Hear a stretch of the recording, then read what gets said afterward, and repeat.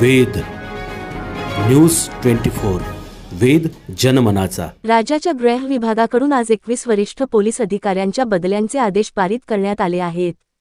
त्यामध्ये कोल्हापूर जिल्ह्याचे पोलीस अधीक्षक महेंद्र पंडित यांचा समावेश आहे। त्यांची ठाणे शहर पोलीस उपायुक्तपदी बदली झाली आहे, तर त्यांच्या जागी सध्या नांदेड इथं नागरी हक्क संरक्षण पोलीस अधीक्षक पदावर कार्यरत असलेले योगेश कुमार गुप्ता यांची वर्णी लागली। तसंच सिंधुदुर्ग जिल्ह्याचे अधीक्षक सौरभ अग्रवाल यांची पुणे इथं बदली झाली। त्यांच्या जागी ठाणे पोलीस दलात कार्यरत असणाऱ्या मोहन दहिकर यांची वर्णी लागली।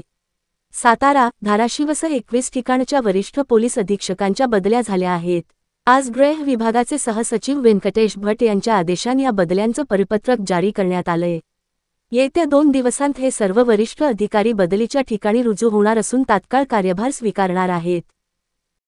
न्यूज 24 या चॅनलला लाईक, सबस्क्राईब आणि शेअर करायला विसरू नका।